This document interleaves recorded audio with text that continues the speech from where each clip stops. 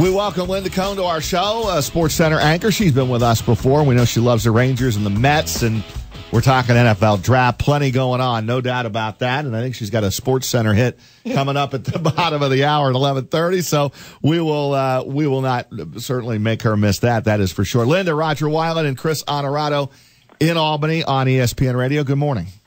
Good morning. Hey, Roger and Chris. Thanks for having me. Actually, Linda. I'm pretty excited that I'm doing a new show on ESPN Plus, which is sort of like ESPN's version of Netflix, In the Crease. As you know, obviously we all grew up having a favorite team, for me the Rangers, but I'm more of an NHL fan than I've ever been, and so it's called In the Crease, and every night after every game of the Stanley Cup playoffs, Barry and I sit down and break down every game and look ahead and have fun, and it's really, I'm having a blast.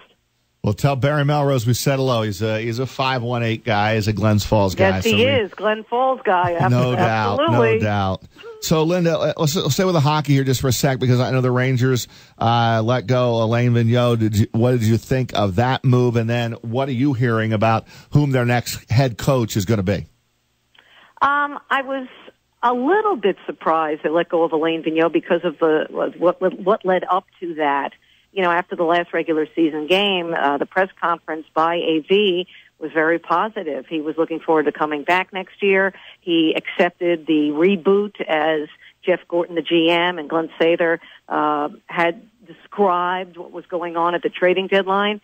And I thought, even though perhaps his message was not getting through, that he was going to stick around. But then I guess something went awry, and Jeff Gorton decided to make the move. Alain Vigneault won't have to wait long to get another job, that's for sure, what he's accomplished as a New York Rangers head coach. But he's the type of guy that needed a strong leadership group in the dressing room, and the Rangers just did not have that. It's very important. Some coaches are the rah-rah type of guys, the John Tortorella types, who don't need that per se, a big presence in the locker room, for a leadership group. Rangers, again, did not have that, and that's why AV message wasn't getting across after a while. As for who's coming in, it'll be interesting. There are a lot of good young coaches out there on the college ranks. You always hear Jim Montgomery's name come up. And it'll be stunning for me because the Rangers in their organization in the past never really have gone on and hired a college coach, even a guy that's successful. I got to see that to believe it. But we'll see how it plays out. I think a lot of these teams, including the Rangers, are waiting for, all the chips to fall, and probably, we'll see who's available and make the right decision for the group they have. We'll see what this team looks like moving forward. I'm not totally convinced they're going to do a 100% reboot, even though they said that and told their season ticket holders that. Let's see what happens during the NHL draft and see what direction they go, because they have a lot of draft picks they can trade for quality personnel. Well, yeah, and in college coaches, you bring that up. We have one college coach in our area, Rick Bennett from Union, and although he has not received a phone call yet from the Rangers, his name has been floated around by Larry Brooks, really, from the New York Post, when talking about maybe the direction that the Rangers are going to go with hiring somebody from the college ranks.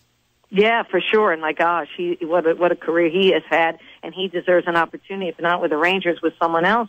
And as we all know, there are several openings in the NHL for head coaches, and, we'll just have to see how the chips fall and how it all plays out. I think, again, we're going to see a lot of movement as we get closer to the NHL draft in June. The great Linda Cohn with us here on Big Board Sports 104.5, the Team ESPN Radio. She's in the SUNY Oswego Athletic Hall of Fame and, of course, a pioneer for women in sports broadcasting everywhere. Linda, Chris Honorato here with Roger. I know you're also a Mets fan, and your heart is tied to that franchise. What do you make of their start so far, and do you think it's sustainable? I do think it's sustainable. I was excited for the great start. The pitching was great. The clutch hitting was great. Matt Harvey thing, not so great. And that controversy, he has become a diva. Not become. We always knew that had that bloodline in him for some reason. But I think before the season began, I thought they would be contenders in September because of their pitching. And there were a lot of what ifs. But I still think that's going to be the case. But as we all know, it's a long season.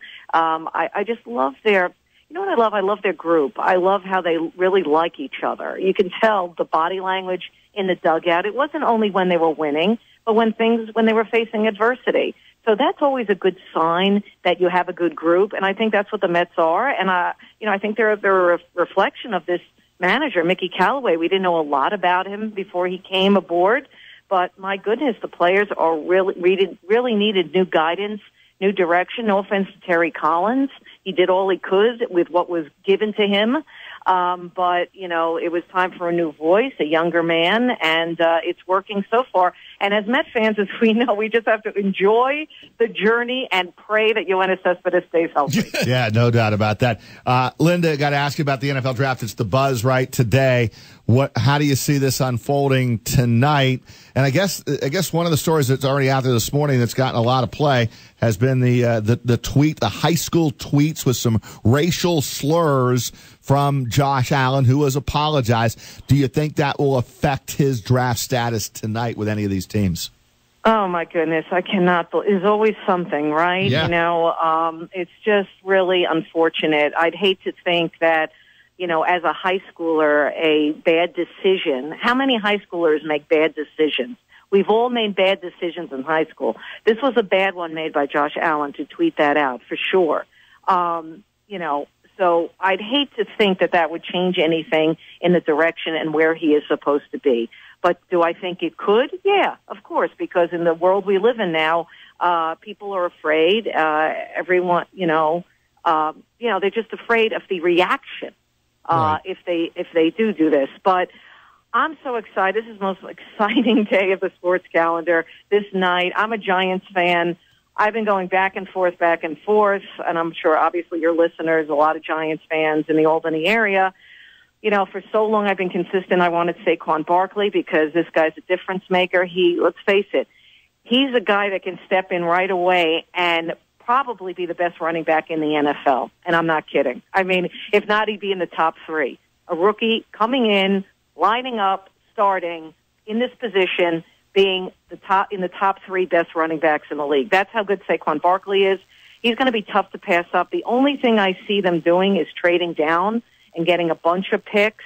I could see that happening because they have so many needs, especially on the offensive line.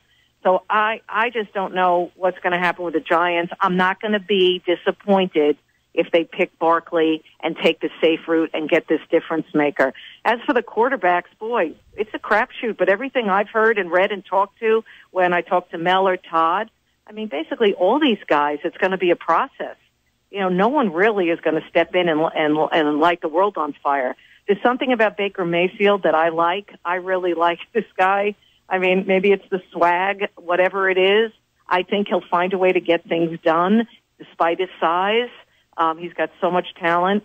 So I'm a big Baker Mayfield fan of when you talk about the quarterbacks there. And the reports that maybe the Browns will make Mayfield the number 1 pick tonight will absolutely stun me. But we've talked to people, Linda, from Pro Football Focus. Nothing should stun you with what the Browns ever do. You know that. You're right. I guess it would be a surprising and pleasant surprise from Cleveland.